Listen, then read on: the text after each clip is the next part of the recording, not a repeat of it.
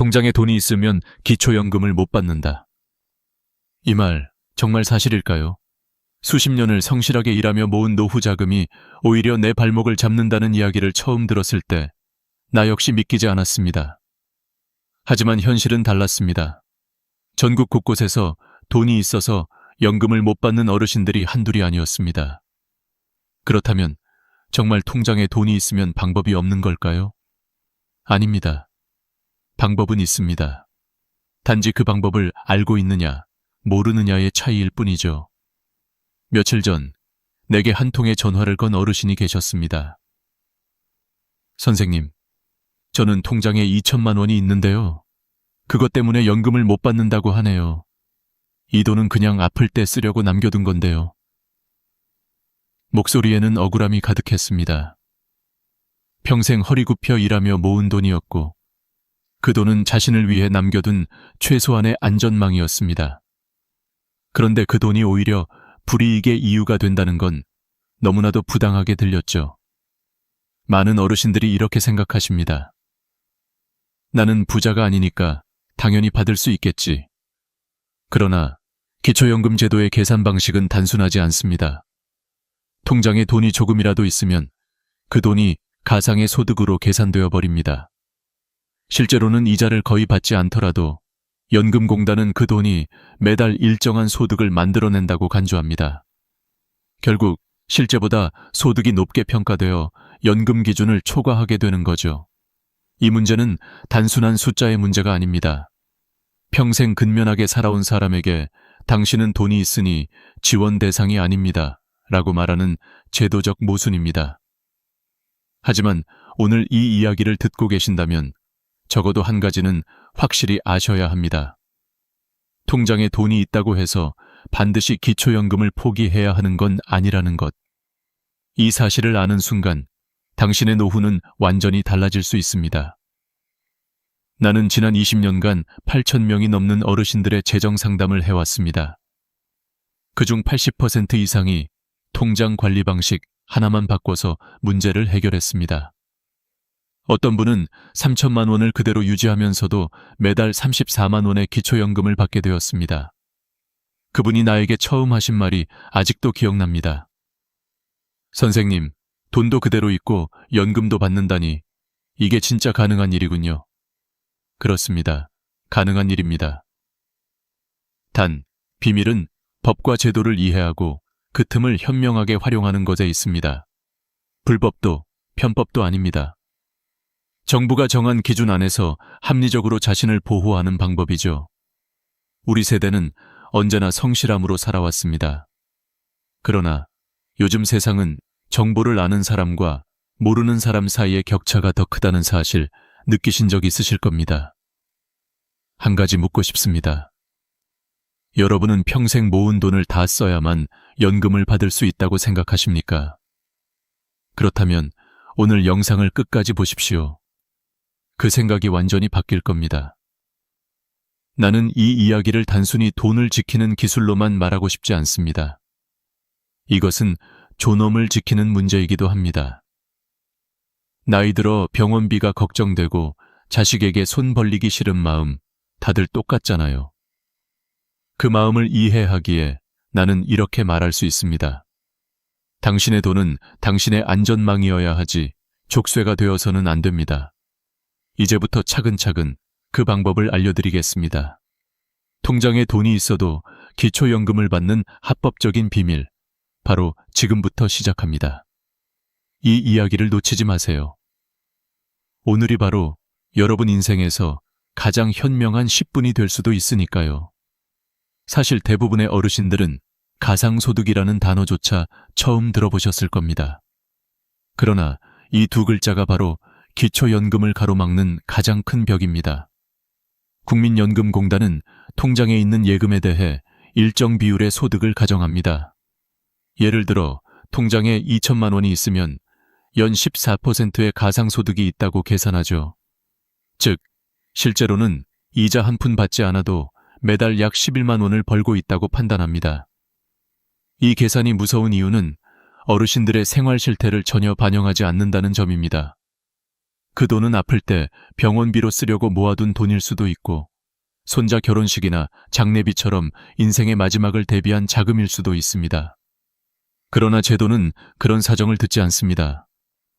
그저 숫자만 보고 이 사람은 소득이 있다고 판단합니다. 그렇게 해서 기초연금의 문턱을 넘지 못하는 분들이 한둘이 아닙니다. 며칠 전 만난 70세 전경호 어르신의 이야기가 대표적입니다. 그는 퇴직 후 국민연금으로 매달 20만 원을 받고 있었는데 통장에 4천만 원이 있다는 이유로 기초연금 대상에서 제외됐습니다.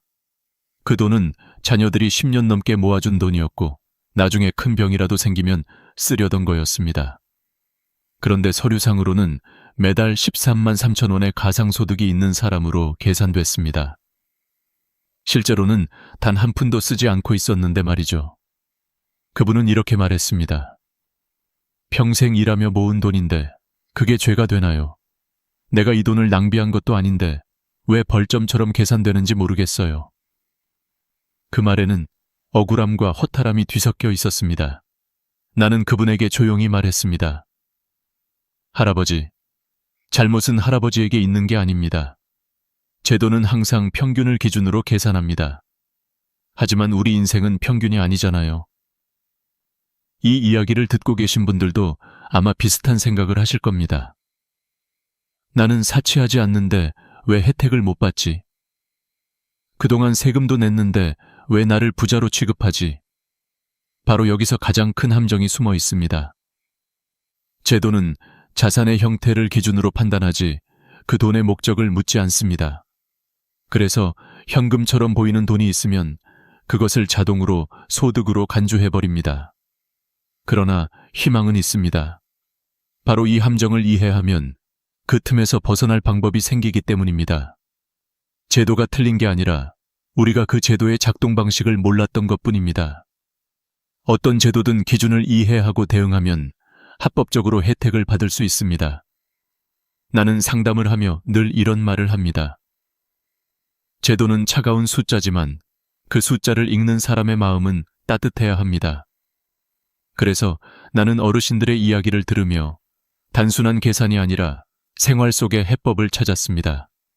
통장에 돈을 지키면서도 연금을 받을 수 있는 그 길, 이미 수많은 분들이 성공했습니다. 오늘 제가 여러분께 드릴 이야기는 단순한 팁이 아닙니다. 그것은 삶의 전략입니다. 은퇴 후에도 자신의 재산을 지키며 국가의 도움을 받는 방법, 다시 말해 정보를 아는 자의 생존법입니다. 우리는 젊을 때 열심히 일했지만 노후에는 아는 것이 돈이 되는 시대를 살고 있습니다.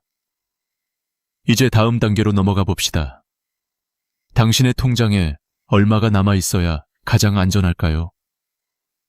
너무 많으면 연금이 끊기고 너무 적으면 병원비가 걱정됩니다. 그 균형의 지점을 찾는 것이 바로 첫 번째 기술입니다. 곧 이어서 수천 명의 사례에서 찾아낸 황금 비율, 생활비 통장 최적화의 비밀을 알려드리겠습니다. 나는 상담을 하면서 수없이 같은 질문을 받았습니다. 선생님, 그럼 통장에 얼마를 남겨둬야 하나요?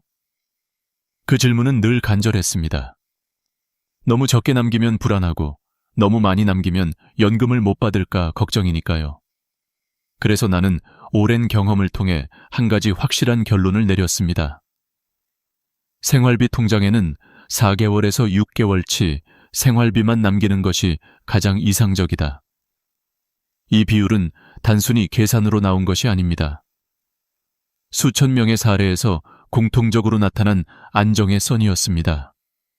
생활비가 한 달에 100만 원이라면 600만 원 정도를 유지하는 것이 가장 현명합니다.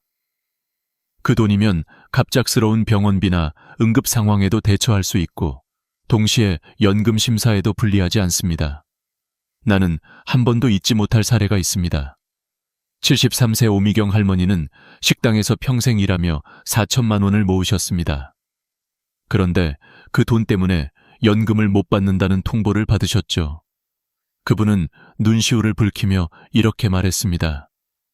이 돈은 병원비로 쓰려고 모은 건데 내가 아프면 나라에서 도와줄 줄 알았어요. 근데 돈이 있다고 안 준다네요. 나는 조용히 할머니의 손을 잡고 말했습니다. 할머니, 돈을 없애지 않아도 방법이 있어요. 단지 통장의 모양을 바꾸는 거예요. 그 후 우리는 함께 계산했습니다. 생활비가 월 90만 원이니 540만 원만 일반 통장에 남기고 나머지는 다른 방식으로 관리하자고 했죠. 결과는 놀라웠습니다. 석 달 뒤 할머니는 매달 34만 원의 기초연금을 받게 되셨습니다. 그 돈으로 매달 전기세와 약값을 내시며 내게 말했죠. 선생님, 이제 마음이 편해요. 내 돈도 그대로 있고 나라에서 도와주는 연금도 받으니까. 이 이야기를 들으면 이렇게 생각하실 수도 있습니다. 나는 계산이 서툴러서 복잡한 건 못하겠어요. 걱정하지 않으셔도 됩니다. 간단한 공식이 있습니다. 월 생활비 X6, 1일 최적의 통장 잔고. 월 70만 원이라면 420만 원, 100만 원이면 600만 원, 120만 원이면 720만 원이 적당한 수준입니다. 이렇게만 정리해도 많은 분들이 한숨을 돌리십니다. 왜냐하면 얼마를 남겨야 하는지 알게 되면 막연한 불안이 사라지기 때문입니다. 불안은 언제나 모르는 데서 시작되니까요. 그리고 한 가지 더 중요한 점이 있습니다. 통장은 단순히 돈을 보관하는 장소가 아니라 정부가 당신의 삶을 평가하는 창문이기도 합니다. 연금공단은 통장의 움직임을 보고 판단합니다. 돈이 불규칙하게 많이 들어오거나 갑자기 빠져나가면 의심을 받기 쉽습니다.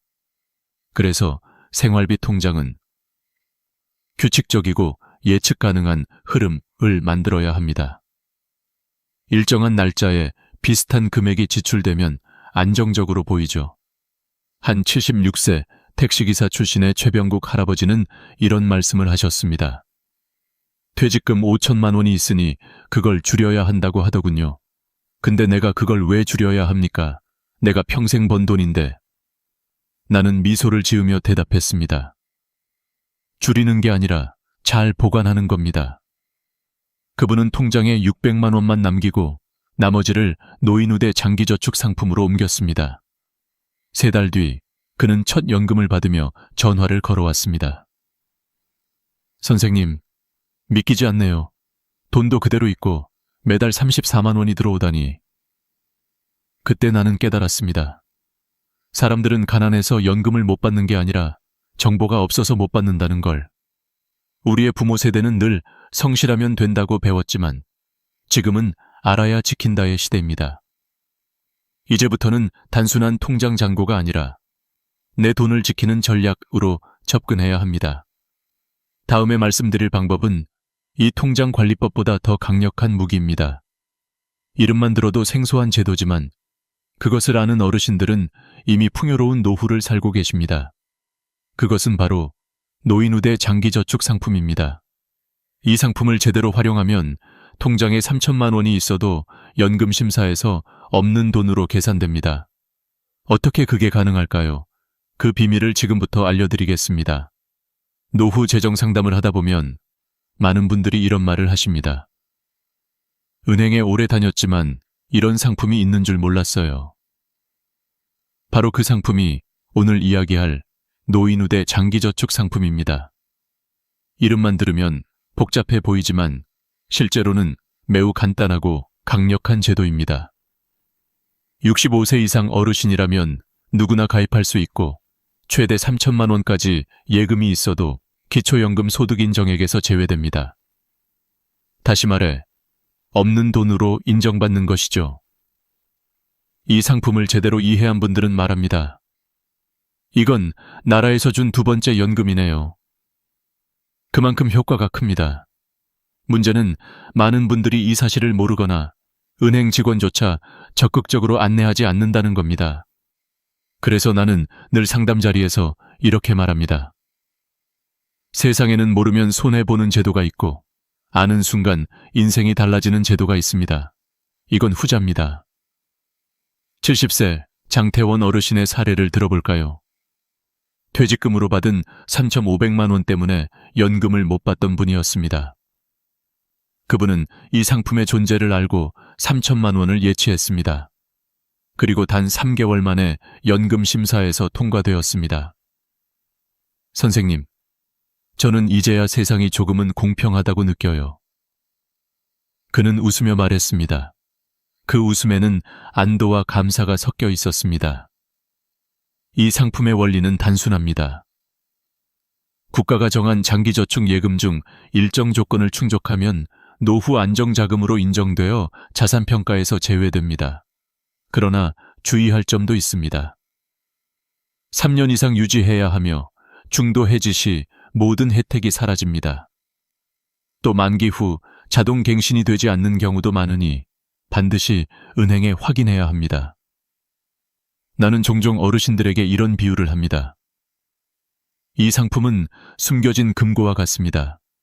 누구에게도 불법이 아니고 언제든 꺼내 쓸 수 있지만 일정 기간 동안은 그대로 두는 게 가장 안전합니다. 실제로 이 제도를 이용한 분들 중에는 10년 넘게 연금을 꾸준히 받고 있는 사례도 많습니다. 여기서 중요한 건 돈을 어디에 두느냐보다 돈의 목적을 명확히 하는 것입니다. 예를 들어 병원비나 노후 생활비로 지정해두면 심사에서 의심받을 이유가 없습니다. 하지만 목적이 불분명하거나 갑작스럽게 자금이 이동하면 공단은 그 돈을 활동성 자산으로 간주합니다. 그러면 다시 문제가 생기죠. 나는 이런 부분을 이야기할 때마다 늘 덧붙입니다. 돈을 지키는 데엔 기술이 필요하지만 그 기술의 핵심은 정직입니다. 제도가 허용한 범위 안에서 투명하게 준비하는 것이 가장 강력한 전략입니다. 불법은 단기적 이익을 줄 수 있지만 결국 모든 것을 잃게 만듭니다. 반면 합법적인 정보와 전략은 평생의 안정이 됩니다. 어느 날 상담소로 오신 68세 김윤자 할머니는 내게 이렇게 물었습니다. 선생님, 이렇게까지 해야 하나요? 그냥 포기하면 속 편하지 않을까요? 나는 잠시 생각하다가 웃으며 대답했습니다. 할머니, 포기란 돈이 없을 때 하는 게 아닙니다. 방법이 없을 때 하는 겁니다. 근데 지금은 방법이 있잖아요. 그날 이후 김윤자 할머니는 통장 관리를 다시 시작했고 반년 뒤 연금을 받게 되셨습니다. 그분이 내게 보낸 편지의 한 문장이 아직도 마음에 남습니다. 내 인생에서 제일 잘한 일은 포기하지 않은 거였어요. 그 문장을 읽으며 나는 다시 한번 확신했습니다. 제도는 완벽하지 않지만 준비한 사람에게는 기회를 줍니다. 노인우대 장기저축은 단지 돈을 숨기는 기술이 아닙니다. 그것은 미래를 지키는 약속입니다. 나이를 먹어도 안정된 수입이 있다는 확신은 삶의 태도를 바꿉니다. 마음의 평화는 숫자보다 훨씬 큰 자산이니까요. 이제 다음으로 넘어가겠습니다. 지금까지는 돈을 보관하는 기술을 이야기했다면 이제부터는 돈을 움직이는 지혜를 나누려 합니다. 많은 분들이 여기서 실수합니다. 갑자기 현금을 인출하거나 자녀에게 돈을 건네면서 의심을 사죠. 합법적인 방법으로 준비하지 않으면 오히려 모든 노력이 무너질 수 있습니다. 다음 이야기에서는 합법적인 증여와 자산 이동의 원칙, 그리고 수십 명의 실패와 성공 사례를 바탕으로 한 진짜 노후의 지혜를 알려드리겠습니다. 많은 어르신들이 기초연금을 준비하다가 마지막 단계에서 실패합니다. 이유는 단순합니다. 좋은 의도라도 절차를 몰라서입니다. 예를 들어 자녀에게 돈을 나눠주며 이제 내 통장에 돈이 없으니 연금 받을 수 있겠지라고 생각하죠. 하지만 결과는 정반대입니다. 갑작스러운 큰 금액의 이체나 현금 인출은 모두 시스템에 기록됩니다. 국민연금공단은 최근 5년치 금융거래 내역을 조회할 수 있기 때문입니다. 실제로는 선물처럼 준 돈이더라도 증빙이 없으면 자산 은닉으로 의심받습니다. 나는 이런 사례를 수도 없이 봤습니다. 76세 김영철 어르신은 아들에게 결혼자금 명목으로 2천만 원을 주셨습니다. 좋은 마음이었죠. 그런데 연금 신청에서 기각되었습니다. 이유는 갑작스러운 자금 이동. 결국 김어르신은 다시 증여세 신고를 하고 그 과정을 증명한 뒤 6개월 뒤에야 연금을 받을 수 있었습니다. 그는 내게 이렇게 말했습니다. 이런 건 왜 아무도 안 알려주나요? 내가 나쁜 일 한 것도 아닌데. 그렇습니다. 아무도 알려주지 않습니다. 그래서 내가 이렇게 이야기하는 이유가 있습니다. 정직한 방법으로 준비한 사람만이 끝까지 웃습니다. 자녀에게 증여를 하려면 한 가지 원칙만 기억하세요. 10년 동안 5천만 원까지는 세금이 면제되지만 신고는 꼭 해야 한다는 것. 이걸 모르는 분들이 많습니다. 국세청 홈페이지나 가까운 세무서에서 간단히 신고할 수 있고 기록만 남겨두면 그 돈은 의심 대상에서 벗어납니다. 또 한 가지 중요한 점은 시간입니다. 갑작스러운 변화는 언제나 위험합니다. 연금 신청을 계획하신다면 최소 3개월에서 6개월 전부터 자산을 정리해야 합니다. 통장에서 매달 일정 금액씩 천천히 이체하면 훨씬 자연스럽게 보입니다. 제도는 패턴을 봅니다. 천천히, 일정하게, 합리적인 사유를 가지고 움직이면 의심받지 않습니다. 한 73세 강미영 할머니의 사례가 기억납니다. 연금 신청 일주일 전에 통장에서 1천만 원을 인출하셨습니다. 신청 전에 줄여놔야 한다고 들어서요. 그러나 결과는 기각이었습니다. 이유는 비정상 거래 패턴. 결국 그녀는 6개월 뒤 계획적으로 다시 준비하여 성공했습니다. 할머니는 내게 이렇게 말했죠. 그땐 몰랐어요. 서두르다 보니 오히려 손해였네요. 내가 강조하고 싶은 건 단 하나입니다. 모든 과정은 투명해야 한다는 것. 돈을 옮길 땐 이유가 필요하고 그 이유를 설명할 수 있어야 합니다. 그게 합법적인 지혜입니다. 그리고 또 하나, 부부가 함께 사는 경우라면 반드시 공동 관리를 해야 합니다. 왜냐하면 부부가 각각 신청하더라도 평가 기준은 합산되기 때문이죠. 실제로 68세 김영수 어르신과 65세 이명자 할머니 부부는 처음엔 각각 신청했다가 실패했습니다. 이유는 간단했습니다. 합산 자산이 기준을 넘었기 때문이죠. 그 후 우리는 전략을 바꿨습니다. 생활비 통장은 하나로 통합하고 각자 노인우대 장기저축에 가입했습니다. 그리고 집수리에 일부 자금을 사용했죠. 몇 달 후 두 분 모두 연금을 받게 되셨습니다. 둘이 합쳐 매달 68만 원이 들어오니 이젠 마음이 편해요. 그분은 웃으며 말했습니다. 이처럼 모든 방법에는 법의 틀 안에서 움직이는 리듬이 있습니다. 이 리듬을 이해하면 더 이상 제도가 두렵지 않습니다. 세상은 복잡하지만 정직하게 준비한 사람을 지켜줍니다. 그런데 이 모든 이야기를 들으며 혹시 이런 생각이 드시진 않으셨나요? 나는 너무 늦은 거 아닐까? 그 질문에 나는 단호하게 말합니다. 늦었다고 생각할 때가 가장 빠른 때입니다. 80세 김순자 할머니가 나에게 그 말을 했습니다. 선생님, 난 이제 늦었다고 생각했어요. 근데 1년 연금 받고 보니 그동안 손해본 게 너무 아깝네요. 그분은 연금으로 손자 손녀에게 용돈을 주고 오래된 틀니도 새로 맞추셨습니다.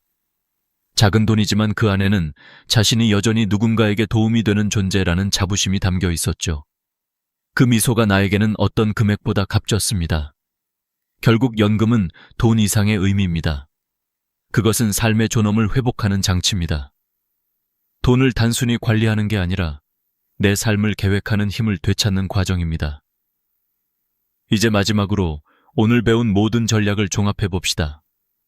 통장 관리부터 증여, 주택 수리, 장기 저축까지 모든 과정에는 공통된 원리가 있습니다. 바로 미리 준비하는 사람만이 기회를 잡는다는 것. 다음 마지막 부분에서 그 원리를 일상 속에 어떻게 적용할 수 있는지 알려드리겠습니다. 기초연금을 신청하러 오는 분들을 보면 대부분이 이렇게 말씀하십니다. 이제 와서 뭘 해도 늦은 거 아닐까요? 그럴 때마다 나는 조용히 고개를 저으며 말합니다. 아니요. 늦었다고 느낀 바로 지금이 가장 빠른 시작이에요.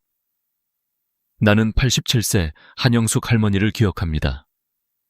6번이나 연금 신청에 실패했던 분이었죠. 이유는 단 하나, 통장에 6천만 원이 있었기 때문입니다. 그러나 그 돈은 사치나 여유가 아니라 평생 아껴 모은 생명줄 같은 돈이었습니다. 우리는 함께 전략을 세웠습니다. 3천만 원은 노인우대 장기저축에 넣고 100만 원은 오래된 집의 화장실을 고쳤으며 500만 원은 손자 결혼자금으로 증여하고 증여세 신고를 했습니다. 나머지 1,000만 원만 생활비 통장에 남겼죠. 그 결과 7번째 신청에서 드디어 연금 수급자가 되셨습니다. 그분이 내 손을 꼭 잡고 하신 말이 아직도 생생합니다. 실을 8살부터 받았으니까 이제 9년째네요. 지금까지 3,600만 원 넘게 받았어요. 선생님, 진작 알았으면 좋았을 텐데. 그 말을 들으며 나는 속으로 생각했습니다. 이건 단지 돈 이야기가 아니라 삶을 되찾은 이야기구나.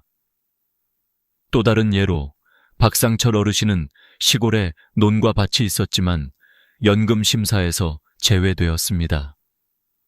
농지를 가진 것만으로도 자산이 높게 평가되었기 때문이죠. 그러나 우리는 방법을 찾았습니다. 농지를 친척에게 임대하고 임대 계약서를 증빙 자료로 제출했습니다. 몇 달 뒤 그는 연금 대상자로 선정되었습니다. 이제 내 손으로 번 돈처럼 당당하게 받을 수 있어요. 그는 웃었습니다. 이런 사례들이 말해주는 것은 분명합니다. 기초연금은 시혜가 아니라 권리입니다. 평생 세금을 내며 이 나라를 지탱해온 어르신들이 당당히 누려야 할 권리 말입니다. 그리고 그 권리를 지키는 가장 현명한 방법은 법안에서 똑똑하게 준비하는 것입니다. 지금까지 말씀드린 5가지 핵심 원칙을 다시 한번 정리해 볼까요? 첫째, 통장에는 살 6개월치 생활비만 남겨두세요. 둘째, 노인우대 장기저축 상품을 적극 활용하세요. 셋째, 주택수리나 안전설비에 투자하세요. 넷째, 자녀에게 증여할 땐 반드시 계획적이고 신고를 하세요. 다섯째, 농지와 실거주 주택의 특례를 활용하세요. 그리고 무엇보다 중요한 6번째 원칙이 있습니다. 모든 과정은 투명해야 하고 미리 준비해야 한다는 것. 연금 신청 한 달 전에 갑자기 움직이는 건 위험합니다. 최소 3개월, 가능하면 6개월 전부터 계획을 세우세요. 자산 목록을 정리하고 각 통장의 용도를 명확히 하세요. 노후 자금은 장기저축으로, 생활비는 생활통장으로, 수리비는 따로 분리해두면 훨씬 깔끔합니다. 나는 늘 이렇게 말합니다. 돈을 잘 버는 것보다 돈을 잘 지키는 게 더 어렵다. 특히 나이가 들수록 중요한 건 속도의 경제보다 준비의 경제입니다. 빨리 움직이는 사람보다 미리 준비한 사람이 결국 웃습니다. 마지막으로 오늘 이야기를 들으며 이런 생각을 하셨을지도 모릅니다. 나는 아직도 뭐가 뭔지 잘 모르겠는데 괜찮습니다. 처음에는 누구나 그렇습니다. 중요한 건 지금 이 영상을 끝까지 보신 그 마음입니다. 그 한 걸음이 이미 변화를 만든 겁니다. 80세 김순자 할머니가 나에게 했던 말을 전하며 마무리하고 싶습니다. 늦었다고 생각할 때가 가장 빠른 때래요. 나는 10살에 처음 연금을 받았어요. 그 돈으로 손자들 용돈도 주고 틀니도 새로 했어요. 이제야 조금은 여유가 생긴 것 같아요. 그분의 웃음 속에는 평생의 안심이 담겨 있었습니다. 여러분, 통장에 돈이 있다는 이유만으로 이 혜택을 포기하지 마세요. 기초연금은 단지 돈이 아니라 당신의 삶을 지키는 약속입니다. 지금 이 순간부터라도 준비를 시작하세요. 오늘이 바로 당신의 노후가 바뀌는 첫날입니다. 영상이 도움이 되셨다면 구독과 좋아요로 응원해주세요. 그리고 댓글로 여러분의 사연이나 궁금한 점을 남겨주시면 다음 영상에서 함께 다루겠습니다. 여러분의 한 줄이 누군가의 노후를 바꿀 수 있습니다. 함께 지혜를 나누며 더 따뜻한 세상을 만들어 갑시다. 오늘도 끝까지 시청해 주셔서 진심으로 감사합니다.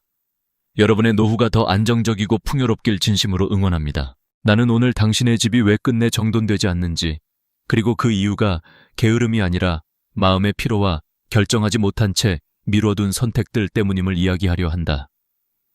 문을 열면 신발장 앞에 쌓인 장바구니, 냉장고 옆에 겹겹이 포개진 빈통, 서랍 속 어디선가 삐져나온 영수증과 케이블이 먼저 방인다. 그러나 어지러움의 근원은 눈앞의 물건이 아니라 우리의 머릿속에 남아있는 미완의 문장들이다. 언젠가 쓰겠지. 혹시 없으면 곤란하지 않을까. 아까워서 같은 말이 마음속에 돌덩이처럼 눌러앉아 하루의 기력을 조금씩 훔쳐간다. 고령의 내 환자 한 분은 늘 혈압이 불안정했는데 아침에 거실을 치운 날에는 같은 식사, 같은 약이었음에도 수축기 혈압이 10 정도 내려가는 일이 반복되었다. 의학교과서는 정리정돈을 약으로 처방하지 않지만 스트레스를 낮추는 생활요법의 첫 줄에는 언제나 시각적 자극을 줄이라가 적혀 있다. 눈앞의 혼잡은 뇌의 전전두엽을 계속 자극하여 불필요한 경보를 울리고 우리는 그 경보가 울릴 때마다 사소한 일에도 숨이 가빠진다. 결국 정리는 물건과의 싸움이 아니라 경보를 끄는 기술이며 그 기술의 첫 단추는 마음에서 시작된다. 나는 당신에게 오늘 단 하나의 장면을 선물하고 싶다.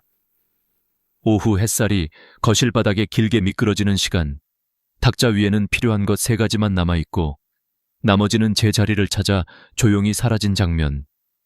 그 장면을 막는 첫 장벽은 물건이 아니라 마음의 문장이다. 그래서 오늘의 정리는 버리기 전에 먼저 마음의 짐부터 버리는 일로 시작한다. 방법은 의외로 간단하다. 숨을 천천히 5번 들이쉬고 그 사이에 스스로에게 묻는다. 나는 지금 당장 더 가볍게 살 권리가 있는가? 고개가 끄덕여지면 그제서야 눈앞의 물건을 본다. 이 순서가 바뀌면 정리는 처벌이 되고 이 순서를 지키면 정리는 회복이 된다. 나는 오랫동안 노부모를 모시며 살았다. 어머니는 늘 좋은 날 손님 오면 쓰려고 새 수건을 넣어둔 서랍을 닫곤 하셨다. 그 서랍을 열 때마다 어머니의 표정엔 이상한 미소와 미묘한 죄책감이 함께 있었다. 좋은 것을 아끼며 사는 절약이 우리 세대의 미덕이었지만 아껴둔 마음은 종종 현재의 행복을 지나치게 절약하게 만든다. 그리고 그 절약의 그림자는 집안 구석구석에 먼지처럼 내려앉는다. 그래서 나는 어머니와 작은 실험을 했다. 새 수건을 꺼내 천물 세탁을 하고 그날 밤 바로 사용해보는 것. 다음 날 아침 어머니는 아무 말 없이 웃으셨다. 말 없이 웃는 그 표정은 방 하나를 치운 것보다 더 큰 안정을 우리 가족에게 주었다. 정리는 기술이기 전에 감정의 처방이다. 우리가 정리를 미루는 가장 흔한 이유는 잘못 버릴까봐 라는 두려움이다. 그래서 나는 버리기 전에 기록을 권한다. 오래된 약통을 버리기 전 라벨을 사진으로 찍어두면 된다. 비닐봉지와 종이 가방을 줄이기 전 10개만 남기고 나머지를 재활용함으로써 불안의 실험을 해본다. 일주일간 불편함이 없었다면 마음의 경보는 틀렸던 셈이고 그때 남은 10개 중 5개를 더 줄인다. 정리는 한 번의 대청소가 아니라 작은 승리의 반복이다. 고령의 시청자라면 무릎과 허리가 먼저 걱정될 것이다. 그래서 오늘 실천은 앉아서 시작한다. 의자에 앉아 손만 뻗어 닿는 범위, 테이블 위 50cm 안의 것부터. 앉은 채로 하는 15분 정리는 넘어짐 위험을 줄이고 다음 움직임의 연료가 된다. 우리 몸은 마음의 상태에 놀라울 만큼 민감하다. 잠이 들기 전 침실의 시야가 단순해질수록 심박수는 안정되고 새벽에 깨는 횟수도 줄어든다. 밤마다 약봉지와 영수증이 테이블 위에서 나를 내려다보면 뇌는 해야 할 일이 미완임을 기억한다. 반대로 밤마다 비어있는 탁자를 보면 뇌는 오늘의 임무가 종료되었다고 받아들인다. 나는 이것을 밤의 빈 탁자 효과라고 부른다. 한 달만 해보면 아침에 어지럼, 식사 때의 체한 느낌, 이유 없는 답답함이 서서히 옅어진다. 복잡한 인생을 단번에 바꿀 수는 없지만 눈앞의 시야를 바꾸는 데는 단 10분이면 충분하다. 여기서 한 가지 반전이 있다. 사람들은 물건이 많아서 힘들다고 말하지만 사실은 결정의 횟수가 많아서 지치는 것이다. 이 컵을 둘 것인가 버릴 것인가, 이 케이블은 어디에 둘 것인가, 내일도 사용할 것인가. 나이 들어 기억이 예전 같지 않다면 더더욱 결정을 아껴야 한다. 그래서 나는 3가지 원칙만 쓴다. 하나, 안전과 관련된 것은 무조건 오늘 결정한다. 부풀어 오른 배터리, 변색되고 긁힌 플라스틱 용기, 유통기한이 불분명한 약. 둘, 중복은 숫자로 제한한다. 수건 5, 장바구니 5, 종이 가방 5. 셋, 감정이 붙은 물건은 사진으로 남기고 기능은 떠나보낸다. 이 3가지면 집의 80%는 저절로 해결된다. 나는 오늘 당신의 손을 잡고 단 한 곳만 함께 정리하고 싶다. 거실 탁자다. 탁자 위 물건을 모두 오른쪽으로 밀어 비운 뒤 3가지만 다시 올린다. 메모지 한 묶음, 볼펜 한 자루, 물컵 하나. 나머지는 제자리를 찾거나 떠나보낸다. 그리고 의자에 다시 앉아 조용히 호흡을 맞춘다. 이상하게도 그 순간 방이 한 뼘 넓어진다. 이것이 마음의 짐을 먼저 비우는 힘이다. 오늘 밤 빈 탁자를 마지막으로 한 번 더 바라보고 불을 끄자. 내일 아침 문을 열면 마음이 먼저 정리되어 있을 것이다. 당신은 더 이상 나는 정리를 못하는 사람이 아니라 나는 오늘도 나를 가볍게 만든 사람이 되어 있을 테니까. 마지막으로 자신에게 작은 약속을 하나 하자. 매일 같은 시간, 같은 장소, 같은 순서로 정리의 문장을 되풀이한다. 나는 지금 당장 더 가볍게 살 권리가 있다. 이 문장을 말한 뒤 25번 고르고 탁자 위를 확인한다. 그 5번의 호흡이 내 심장과 뇌에 보내는 신호는 생각보다 강력하다. 의학적 수치가 아니어도 우리는 몸이 먼저 안다. 어지럽던 방이 고요해질 때 내 심장도 고요해진다는 것을, 그 고요가 하루를 길게 늘려준다는 것을. 그러니 오늘은 큰 결심이 아니라 작은 반복으로 시작하자. 마음의 짐부터 버리면 8가지 물건은 물처럼 흘러가 제자리를 찾아간다. 그리고 당신의 삶은 생각보다 빨리 호텔 로비 같은 단순함을 닮아갈 것이다. 나는 종종 3-2-1 루틴을 권한다. 밤에 잠들기 전 3가지 시야 방해물을 치우고 아침 식사 전 2가지 안전 요소를 점검하며 점심 후 10가지를 떠나보내는 루틴이다. 시야 방해물 셋은 탁자 위 잡지, 광고지, 빈 컵처럼 눈에 걸리는 것들이다. 안전 요소 2은 전기 멀티탭의 스위치와 바닥의 걸림돌이다.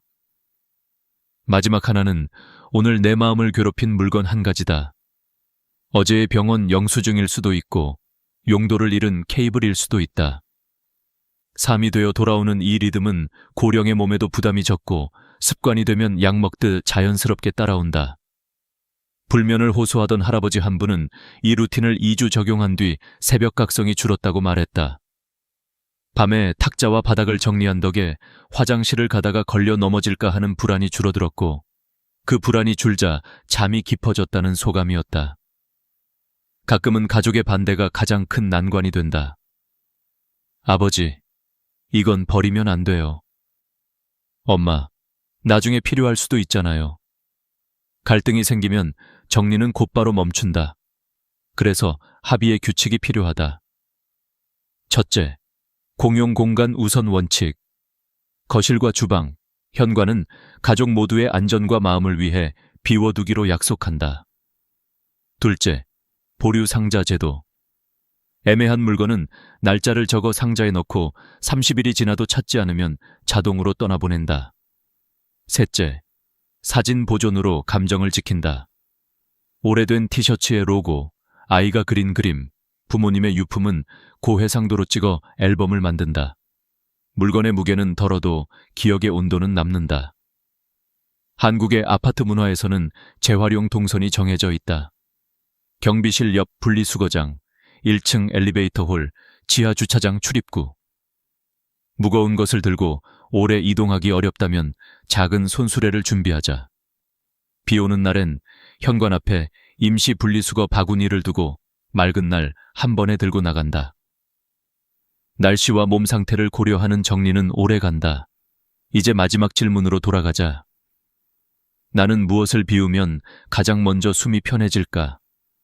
대부분은 공간이 아니라 의식의 문장을 비워야 한다. 그래서 지금 이 순간 작은 속삭임으로 시작하자.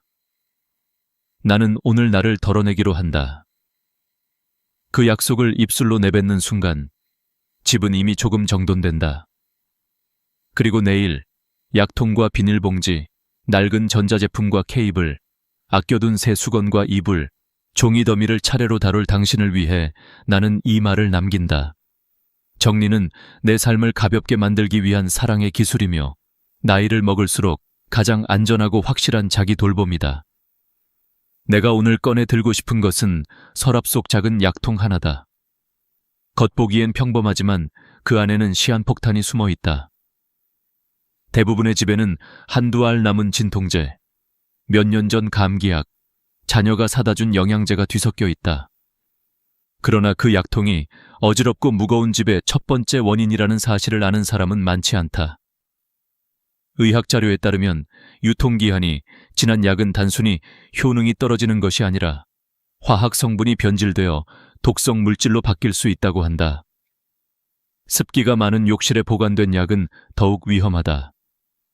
곰팡이와 세균이 번식하기 쉬운 환경 속에서 약은 변색되고 냄새가 스며든다. 한 대학병원 응급실의 통계에 따르면 지난 5년간 기한이 지난 약 복용으로 인한 위장장애 환자 중 60%가 60세 이상이었다.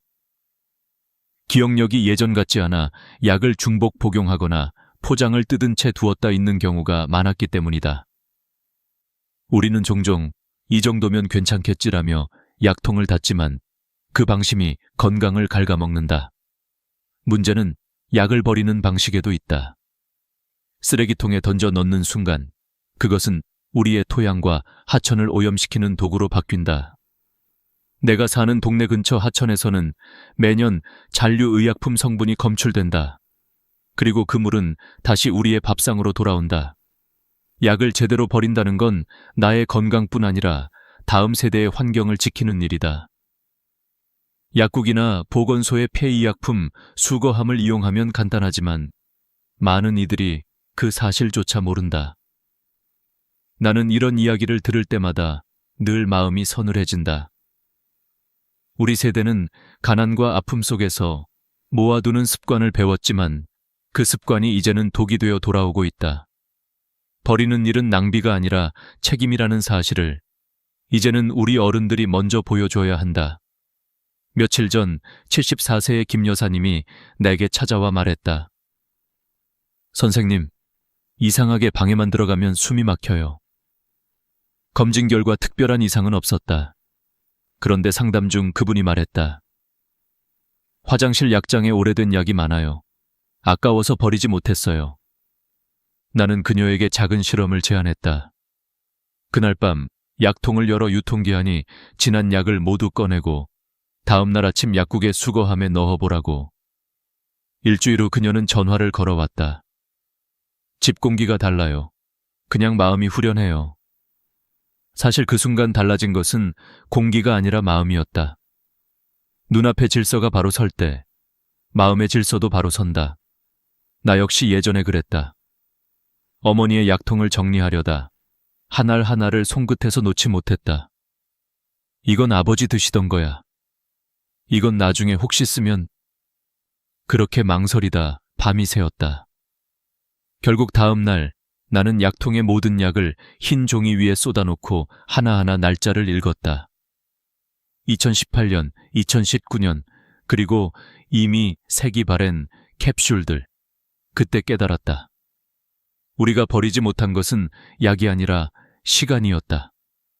그 시간은 이미 우리 곁을 떠났는데 마음만 과거에 묶여 있었던 것이다.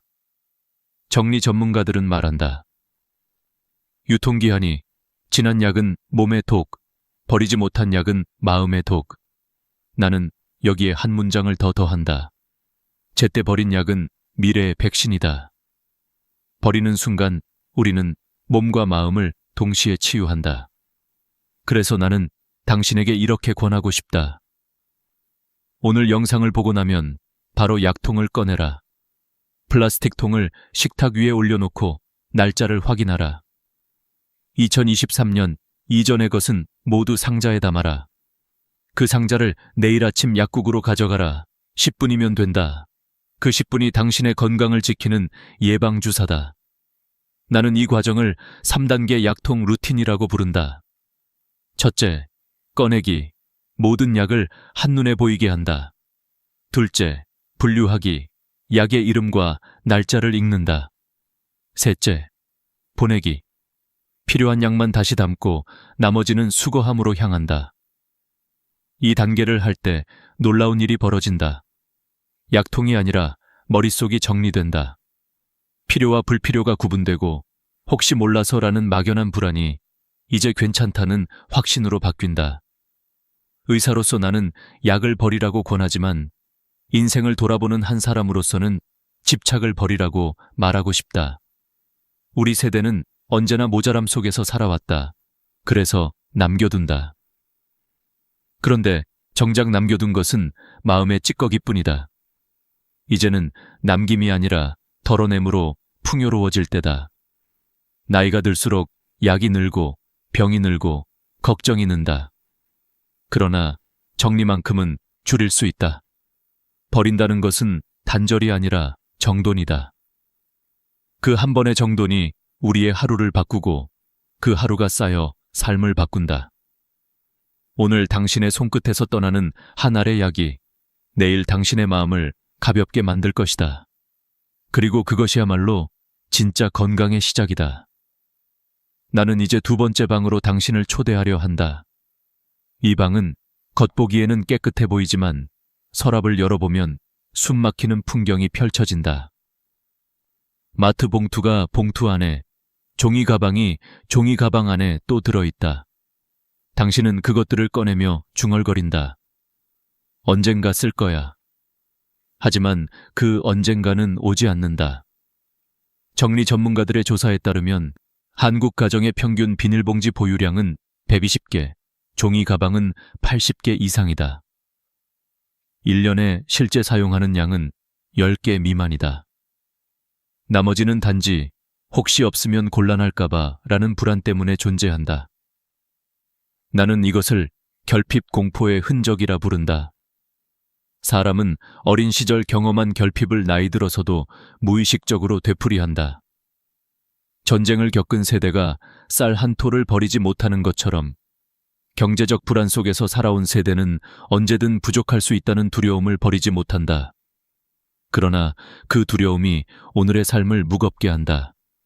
부엌 구석에 쌓인 봉투는 단순한 쓰레기가 아니라 우리가 아직 내려놓지 못한 불안의 상징이다. 나는 이걸 불안의 박물관이라고 부르고 싶다. 어느 날 나는 아버지의 창고를 정리했다. 그곳엔 수십 년간 모은 종이 가방이 있었다. 백화점 로고가 바래고 손잡이가 끊어진 것들까지 깔끔히 접혀 있었다. 이걸 왜 이렇게 모으셨어요? 라고 묻자 아버지는 말했다. 나중에 누군가 선물 줄 때 쓸 수도 있잖냐. 그 말에 나는 잠시 말을 잃었다. 그 선물을 줄 누군가는 이미 떠났고 아버지의 손은 더 이상 무거운 쇼핑백을 들 힘이 없었다. 그때 깨달았다. 우리는 나중을 위해 살다가 지금을 잃는다. 그래서 나는 작은 규칙을 세웠다. 10개의 법칙. 비닐봉지는 10개, 종이 가방은 10개만 남긴다. 그 이상은 나를 위해서가 아니라 과거의 나를 위해 쌓인 짐이다. 실제로 이 규칙을 적용하면 놀라운 변화가 일어난다. 30개의 봉투를 줄이면 부엌 서랍 하나가 비워지고 거기에는 새로운 여유가 들어온다. 그 여유는 단순히 공간이 아니라 마음의 여백이다. 비닐봉지를 버릴 때는 미련이 남지 않도록 순서를 지키면 좋다. 먼저 크기별로 나눈다. 큰 것 5, 작은 것 5. 다음으로 상태를 본다. 찢어진 것은 즉시 버리고 깨끗한 것만 접어서 남긴다. 이렇게 정리하면 남는 것은 단 10개. 그 과정에서 불안이 고요로 바뀌는 것을 느낄 것이다. 손으로 봉투를 접는 행위는 명상과 비슷하다. 마음이 정리될수록 손끝의 움직임이 부드러워진다. 나는 한 방송에서 심리학자가 한 말을 잊지 못한다. 불안한 사람은 물건을 쌓고 안정된 사람은 공간을 쌓는다. 우리 집이 어수선한 이유는 공간이 부족해서가 아니라 불안이 넘쳐서다. 물건을 버리면 불안이 따라 나가고 그 빈자리에 평안이 들어온다.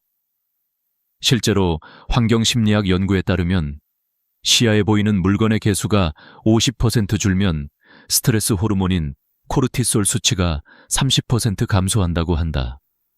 정리는 정신 건강의 약이자 혈압약이다. 이제 당신에게 작은 도전을 권한다. 오늘 저녁 식사가 끝나고 싱크대 앞에 서서 비닐봉지 한 무더기를 꺼내라. 그리고 그중 단 10개만 남기고 모두 버려라. 처음에는 손이 떨릴 수도 있다.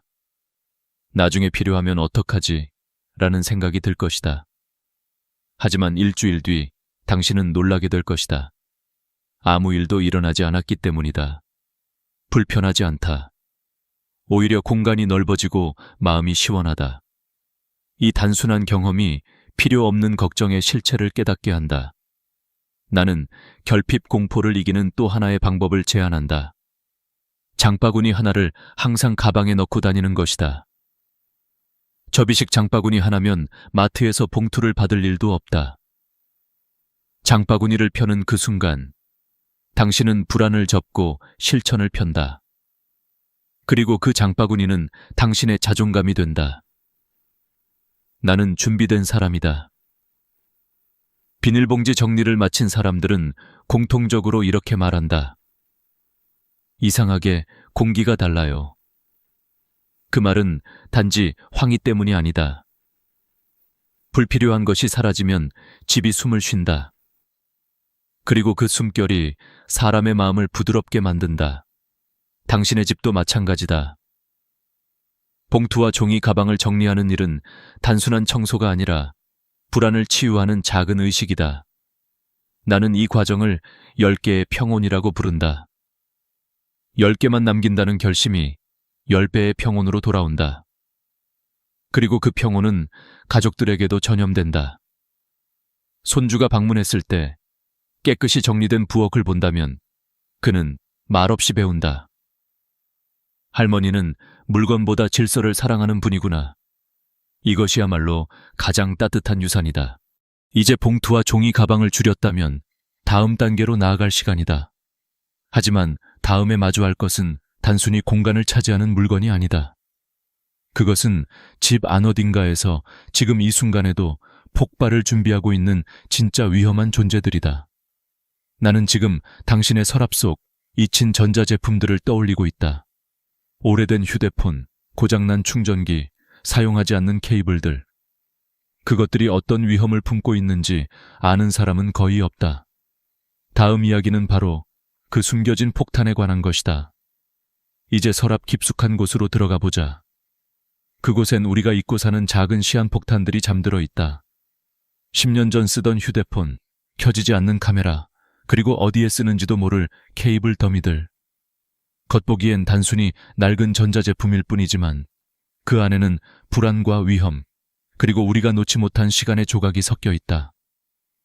나는 이 장면을 볼 때마다 사람의 기억이 얼마나 집요하게 물건에 매달리는지를 느낀다. 이 안에 사진이 있을지도 몰라. 나중에 고치면 쓸 수 있겠지. 혹시 필요할 때가 있을지도 몰라 라는 생각이 우리를 붙잡는다. 그러나 그 순간부터 집은 창고로, 마음은 과거의 감옥으로 변한다. 실제로 매년 전국에서 수백 건의 화재가 이런 낡은 배터리 때문에 발생한다. 사용하지 않은 채 서랍에 넣어둔 리튬이온 배터리는 시간이 지나면서 내부 화학 반응이 불안정해져 부풀어 오르고 충격이나 열기에 노출되면 폭발로 이어진다. 2022년 서울 강남의 한 아파트에서 발생한 화재 역시 원인은 오래된 휴대폰 배터리였다. 사용하지도 않았던 기기가 그저 놓여 있었던 것만으로 집 한 채를 잿더미로 만들었다. 하지만 사람들은 여전히 버리지 못한다. 이유는 단순하다. 혹시나라는 단어 때문이다. 이 혹시나는 세월이 쌓인 두려움이다. 나이 들수록 우리는 새로운 것을 배우는 대신 잃어버릴까 두려워한다. 그래서 옛날 전화기의 작은 화면 속 연락처 하나, 오래된 카메라에 남은 기억 한 장이 쉽게 손에서 떨어지지 않는다. 하지만 기억은 물건에 갇히지 않는다. 진짜 기억은 우리가 누군가를 떠올릴 때 그 사람의 목소리와 냄새, 그날의 빛으로 되살아난다. 낡은 기기는 그 기억의 껍질일 뿐이다. 껍질을 버려야 내용이 살아난다. 나는 얼마 전 70대의 이 할아버지를 만났다. 그분은 10년 전에 돌아가신 아내의 휴대폰을 아직 가지고 있었다. 그 안에 사진이 있을까봐 버릴 수가 없어요. 그는 매년 배터리가 조금씩 부풀어 오르는 것을 보면서도 두려움과 그리움 사이에서 망설였다. 나는 조심스럽게 말했다. 그 안의 사진은 이제 당신의 기억 속에서 더 선명합니다. 그리고 그와 함께 통신사 센터로 가서 데이터를 복구하고 휴대폰을 공장 초기화했다. 기기를 반납하고 나오던 그분의 손은 떨렸지만 눈빛은 편안했다. 이제야 보내줬어요. 그 한마디가 잊히지 않는다. 버린 건 물건이 아니라 미련이었다. 전자제품 정리는 절대 아무렇게나 해서는 안 된다. 플라스틱 쓰레기통에 버리면 중금속과 화학물질이 토양과 물을 오염시킨다. 한국 대부분의 아파트에는 소형 폐가전 수거함이 있다. 또한 통신사 대리점에서는 휴대폰을 무료로 회수하고 개인정보를 완전히 삭제해준다. 데이터가 남아있을까 불안하다면 공장 초기화를 요청하라. 배터리가 부풀어 오른 기기는 절대 집안에 두지 말고 불연성 용기에 담아 맡겨야 한다. 이것은 단지 정리의 문제가 아니라 안전의 문제다. 나는 이 과정을 정리의 응급처치라고 부른다. 병이 난 집은 늘 이런 위험한 물건을 품고 있다. 정리란 단순히 깔끔함을 만드는 것이 아니라 생명을 지키는 기술이다. 낡은 전자제품을 버리는 순간 우리는 집의 심장 박동을 안정시키는 셈이다. 내 진료실에 찾아오는 많은 어르신들이 늘 말한다. 요즘은 괜히 불안해요. 그 불안의 상당 부분은 사실 시각적 과부하에서 온다. 엉킨 케이블, 불이 들어오지 않는 전자시계, 충전기 끝에 붙은 먼지. 이런 사소한 장면들이 우리의 뇌에 해야 할 일을 계속 쌓아놓는다. 뇌는 그것을 미완의 과제로 인식하고 스트레스 호르몬을 분비한다. 그래서 나는 이렇게 말한다. 가장 쉬운 심리치료는 고장난 물건을 버리는 겁니다. 나는 오늘 밤 당신에게 하나의 의식을 제안한다. 서랍을 열고 전자제품을 꺼내어 바닥에 일렬로 놓는다. 그리고 종이에 적는다. 이 물건을 마지막으로 사용한 날. 만약 1년 이상 사용하지 않았다면 그건 더 이상 당신의 물건이 아니다. 그건 단지 과거의 그림자일 뿐이다. 사용할 수 있는 것은 기증하고 작동하지 않는 것은 수거함에 맡겨라. 그 순간 당신의 마음도 숨을 쉬기 시작할 것이다. 케이블은 그 다음 단계다. 아마 서랍 속엔 정체불명의 선들이 엉켜 있을 것이다. 어느 전자제품의 선인지도 모른 채 우리는 그것을 풀지도 못하고 다시 묶는다. 그 엉킨 선은 우리의 머릿속 복잡함을 닮았다. 나는 전선 정리의 법칙을 3가지로 정리했다. 첫째, 사용 중인 기기에 개수만큼만 전선을 남긴다. 둘째, 매칭되지 않는 전선은 사진을 찍어 기록하고 버린다. 셋째, 남은 전선은 케이블 타이로 묶고 라벨을 붙인다. 이 단순한 행위만으로도 서랍은 1-3로 줄어든다. 정리를 마친 후 느껴지는 변화는 놀랍다. 그동안 보이지 않았던 바닥이 드러나고 바람이 흐른다. 무엇보다 마음이 가벼워진다. 사람들은 말한다. 버리면 허전할까봐 두려워요. 하지만 진실은 그 반대다. 버리면 채워진다. 새로운 공기, 새로운 에너지, 새로운 평온. 정밀한 채움의 시작이다. 이제 당신은 세 번째 문을 통과했다. 약통을 비웠고 비닐봉지를 덜었으며 서랍 속에 위험한 전자제품을 보내줬다. 그런데 아직 끝이 아니다. 다음에 마주할 것은 훨씬 더 친숙하고 더 무섭다. 매일 손에 쥐지만 우리가 그 위험을 모르는 물건, 바로 반찬통이다. 당신의 주방 속 그 익숙한 플라스틱 용기들이 사실은 가장 가까운 적일지도 모른다. 이제 그 이야기를 시작해보자. 주방의 문을 열면 언제나 익숙한 풍경이 펼쳐진다. 반짝이는 유리컵, 냉장고 안의 반찬통, 서랍 속에 쌓인 뚜껑 없는 용기들. 우리는 매일 이 풍경 속을 지나가며 아무렇지 않게 살아간다. 그러나 그 평범함 속에 숨어있는 위험을 아는 사람은 드물다. 오래된 플라스틱 반찬통, 변색된 용기, 스크래치가 깊게 새겨진 통들은 단순히 낡은 주방 도구가 아니라 건강을 해치는 보이지 않는 적이다. 환경 호르몬, 즉 내분비계 교란 물질이 그것이다. 2년 이상 사용한 플라스틱 용기에서는 미량의 비스페놀 A가 음식으로 스며들 수 있다. 이 물질은 체내 호르몬 균형을 깨뜨리고 특히 노인들에게는 혈압과 혈당 조절에도 영향을 미친다고 알려져 있다. 나는 병원에서 건강 상담을 할 때 종종 묻는다. 혹시 주방에 오래된 플라스틱 통이 많으신가요? 대부분의 어르신들은 미소를 지으며 대답한다. 있지요. 아까워서 못 버려요. 그러나 그 아까움이야말로 우리의 몸을 서서히 병들게 하는 이유다. 색이 변하고 냄새가 밴 반찬통은 아무리 뜨거운 물로 씻어도 완전히 깨끗해지지 않는다. 그 안쪽의 미세한 스크래치 사이에는 대장균과 살모넬라균이 숨어 산다. 눈에 보이지 않으니 괜찮다고 생각하지만 그것은 마치 균을 가족 식탁 위에 초대하는 것과 같다. 나는 어린 시절 어머니가 쓰시던 반찬통을 기억한다. 투명했던 통이 점점 누렇게 변하고 뚜껑은 맞지 않아 고무줄로 묶여 있었다. 그 통 안에는 매번 된장국이나 김치가 들어 있었고 어머니는 늘 말했다. 이 통은 오래 써서 정이 들었어. 그 말이 따뜻하게 들렸지만 지금 생각해보면 정은 통이 아니라 손맛에서 비롯된 것이었다. 플라스틱은 시간이 지나면 변하고 그 변색은 세균의 그늘을 감춘다. 정리 전문가들은 주방 정리를 시작할 때 반드시 첫 손에 잡아야 할 것이 반찬통 정리라고 말한다. 이유는 단순하다. 눈에 띄게 변하기 때문이다. 반찬통을 버리고 유리 용기나 스테인리스 용기로 바꾸면 주방의 공기가 달라진다. 냄새가 사라지고 손이 닿는 느낌이 다르다. 무엇보다 음식을 꺼낼 때의 기분이 달라진다. 유리통은 깨끗하고 단단하다. 그 투명함이 마음까지 투명하게 만든다. 나는 이 과정을 투명함의 실험이라 부른다.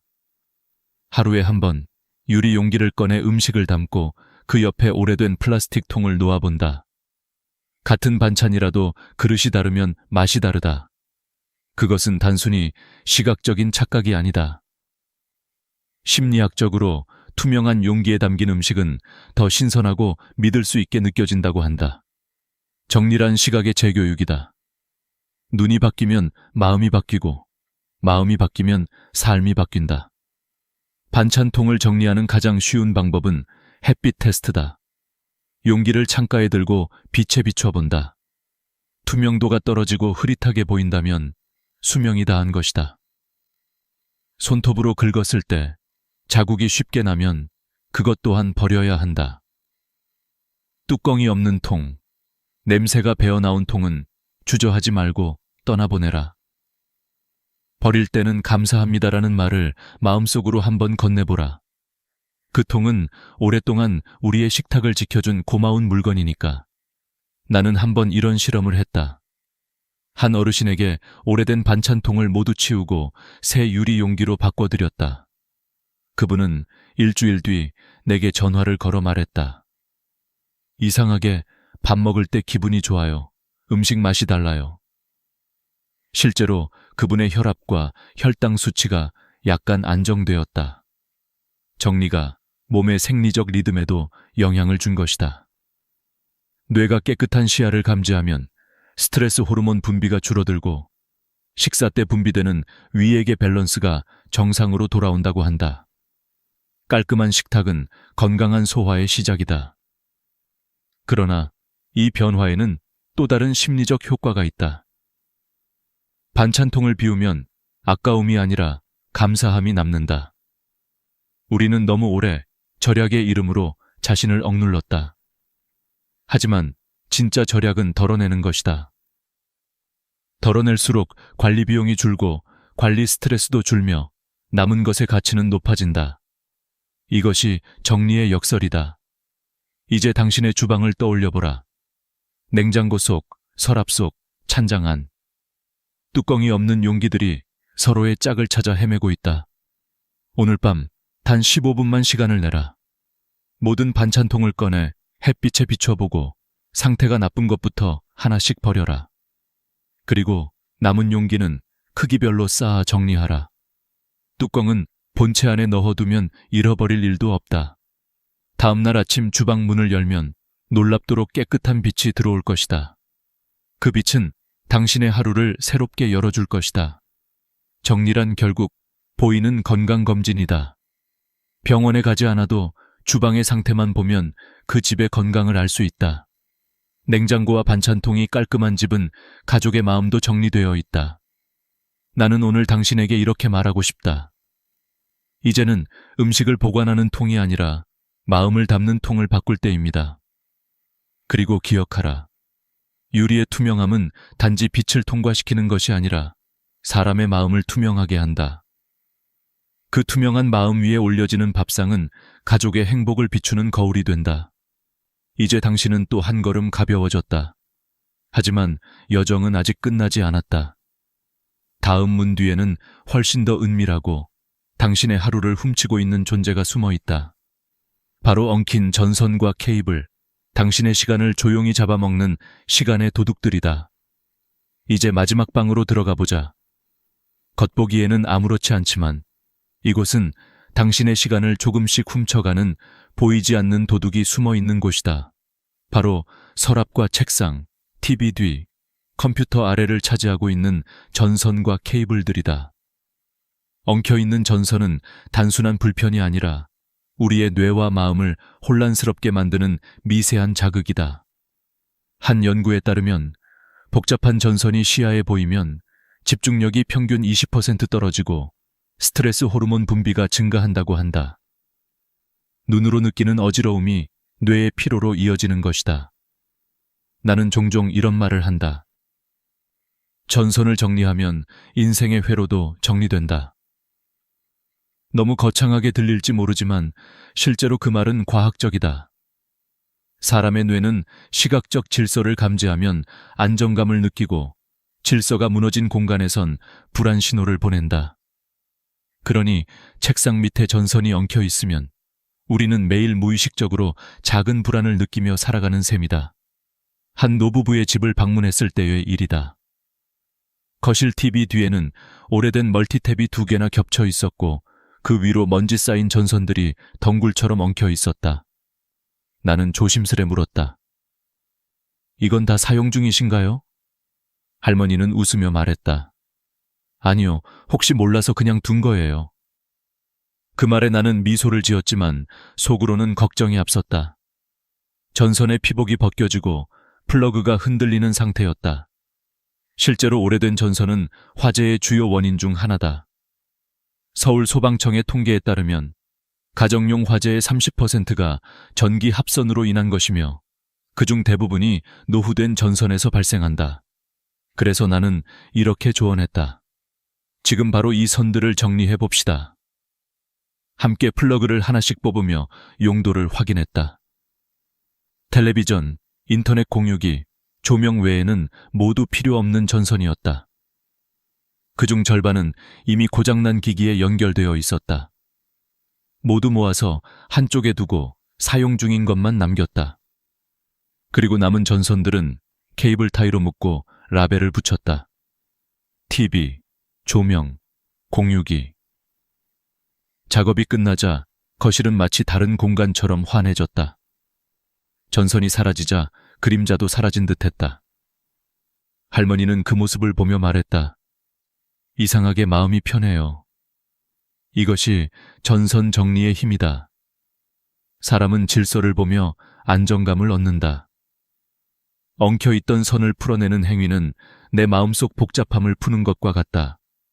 나는 이 과정을 시간의 청소라 부른다.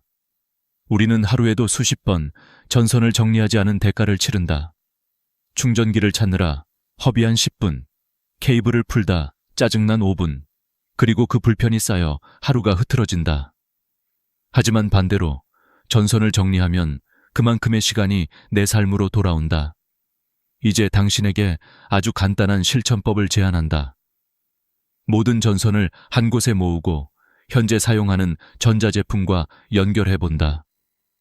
연결되지 않는 선은 과감히 버려라. 남은 전선은 투명한 상자에 종류별로 나누어 담고 라벨을 붙인다. 휴대폰 충전기, TV 케이블, 가전제품.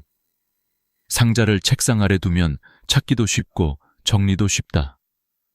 중요한 것은 보이지 않게가 아니라 찾기 쉽게 정리하는 것이다. 감추는 정리는 금세 무너지고 구조화된 정리는 오래간다. 나는 이 과정을 몸의 순환과도 같다고 생각한다.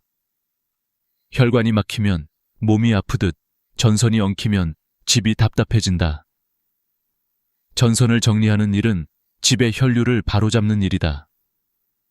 피가 잘 흐르면 몸이 건강하듯 전기가 잘 흐르면 집이 건강해진다. 이것이 전기위생의 기본이다. 그리고 꼭 기억하라. 전선을 정리하는 일은 혼자서도 충분히 할 수 있지만 가족과 함께하면 더 큰 의미가 있다.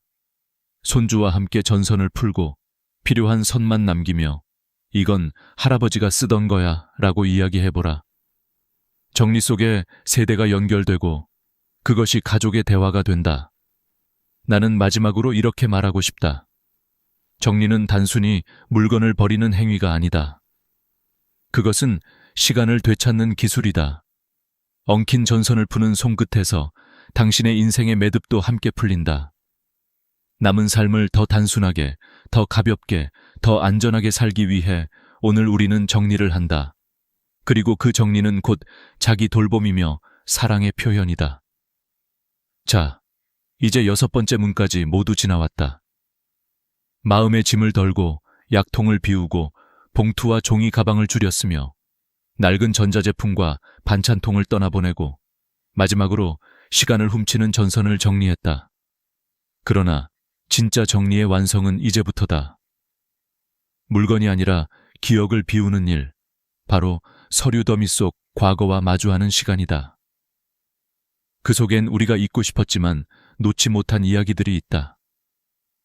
다음 장에서는 그 마지막 정리, 인생의 철학이 담긴 종이의 정리로 들어간다. 그날 아버지가 숨을 멈추셨다.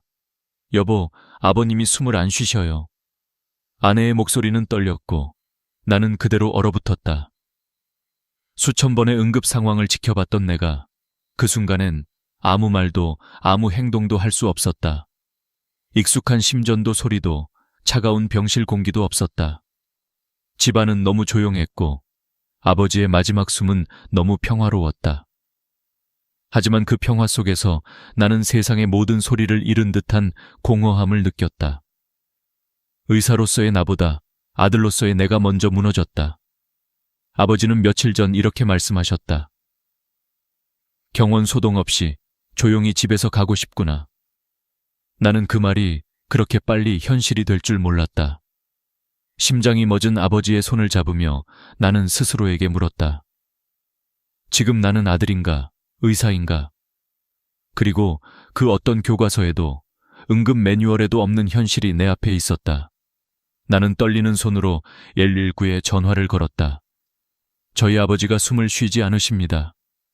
그때 들려온 구급대원의 대답은 너무도 냉정했다. 선생님, 사망진단서는 저희가 발급할 수 없습니다. 병원으로 모셔야 합니다. 나는 순간 무너졌다. 30년 동안 응급실에서 근무하며 2만 명이 넘는 사람의 마지막을 봤던 내가 정작 내 아버지의 마지막에서는 한없이 무지한 사람처럼 서 있었다. 그날 밤 아버지는 안방에서 마치 잠든 듯 떠나셨다. 그런데 나는 왜 그토록 당황했을까? 병원에서라면 나는 냉정했다. 환자의 사망을 확인하고 서류를 작성하고 유가족에게 침착하게 설명했다. 하지만 집에서 가족으로서 마주한 죽음은 달랐다. 그 어떤 준비도 그 어떤 경험도 나를 지켜주지 못했다. 나는 지금 이 이야기를 단지 의사로서가 아니라 한 명의 아들로서 전하고 싶다. 우리가 사랑하는 사람의 마지막을 어떻게 맞이하느냐는 그 사람의 존엄을 어떻게 지켜줄 수 있느냐의 문제다. 그리고 나는 아버지를 떠나보내며 그 답을 너무 늦게 배웠다. 아버지의 눈은 마지막까지 따뜻했다. 하지만 나는 그 눈빛을 오래 바라보지 못했다. 머릿속에는 수천 가지 절차가 뒤엉켰다. 경찰에 신고해야 하나, 병원으로 옮겨야 하나, 아니면 그냥 기다려야 하나. 그 혼란 속에서 나는 너무나 단순한 진실을 깨달았다. 죽음은 감정이지만 준비는 기술이다. 우리가 죽음을 두려워하는 이유는 죽음 자체가 아니라 그 순간을 준비하지 않았기 때문이다. 그날 이후로 나는 응급실의 환자들을 대하는 태도가 달라졌다. 예전에는 생명을 구하는 데에만 집중했다면 이제는 남겨진 가족이 어떻게 그 이별을 받아들일 수 있을지를 먼저 생각하게 되었다. 어떤 가족은 울부짖고 어떤 가족은 침묵했다. 하지만 공통점이 하나 있었다. 준비된 사람은 눈물 속에서도 평온했고 준비하지 못한 사람은 후회 속에서 무너졌다. 아버지를 보내던 그날 새벽, 나는 처음으로 의사도 인간이다 라는 말을 실감했다. 아무리 전문적인 지식이 있어도 사랑하는 이를 잃는 순간에는 누구나 무력해진다. 그 무력함을 막아주는 건 단 하나, 바로 미리 알기와 준비였다. 이 영상을 보고 있는 당신에게 묻고 싶다. 만약 내일 당신의 가족이 집에서 마지막 순간을 맞이한다면 당신은 어떤 행동을 할 수 있을까? 누구에게 전화해야 하고 무엇을 먼저 해야 하는지 정확히 알고 있을까? 대부분의 사람들은 모른다. 그리고 바로 그 무지로 인해 평생 지워지지 않는 후회를 남긴다. 나는 이제 이 영상을 통해 그 후회를 막고 싶다. 아버지를 떠나보내며 배운 너무 늦게 깨달은 진실을 여러분께 전하고 싶다. 오늘부터 나는 죽음에 대해 이야기할 것이다. 하지만 그것은 슬픔의 이야기가 아니라 사랑의 이야기다. 준비한다는 것은 사랑한다는 뜻이다. 지금부터 나는 여러분과 함께 그 준비를 시작하려 한다. 아버지의 마지막 숨결이 내게 남긴 단 한마디의 교훈처럼 사랑하는 사람의 마지막을 두려워하지 말라. 대신 그 시간을 존중하라. 그날 나는 울면서도 웃었다. 아버지가 원하시던 대로 조용히 따뜻하게 떠나셨기 때문이다. 하지만 마음 한구석에는 여전히 후회가 남았다. 그때 조금만 더 알았더라면 그 후회가 지금 이 영상을 만드는 이유다. 죽음은 우리 모두의 마지막 시험이다. 그러나 그 시험을 준비하는 것은 아직 살아있는 우리의 몫이다. 나는 이제부터 그 방법을 하나씩 알려드리려 한다. 의사도 몰랐던 진실이었다. 30년 동안 응급실에서 근무하면서 나는 수많은 죽음을 마주했다. 그중엔 평온한 작별도 있었고 혼란과 오열 속의 이별도 있었다. 그래서 나는 자신 있었다. 나는 누구보다 마지막 순간을 잘 알고 있다. 하지만 아버지를 떠나보내던 그날, 나는 그 자신감이 얼마나 얄팍한 것인지 깨달았다. 선생님, 사망진단서는 저희가 발급할 수 없습니다. 그 말은 한겨울의 찬 공기처럼 나를 강타했다.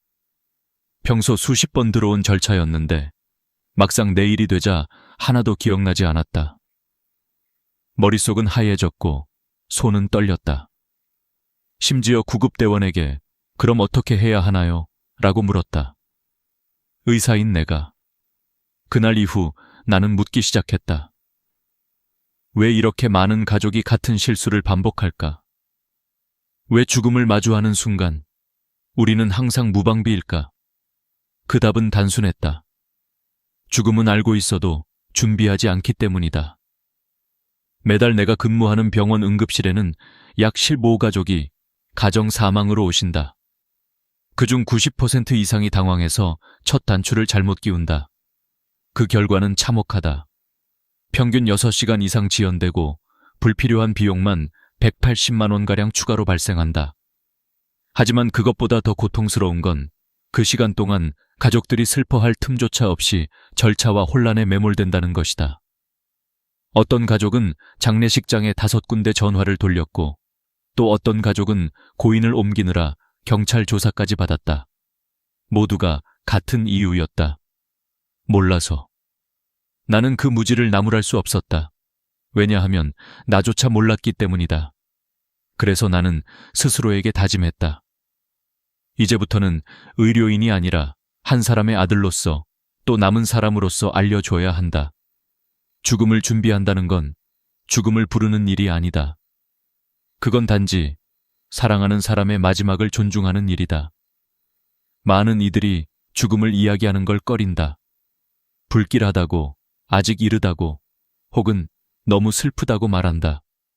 하지만 준비하지 않는 것이야말로 진짜 불행이다. 나는 지금까지 수많은 환자를 보며 배웠다. 준비된 죽음은 조용하고 품이 있다. 그러나 준비되지 않은 죽음은 슬픔조차 혼란 속에 묻힌다.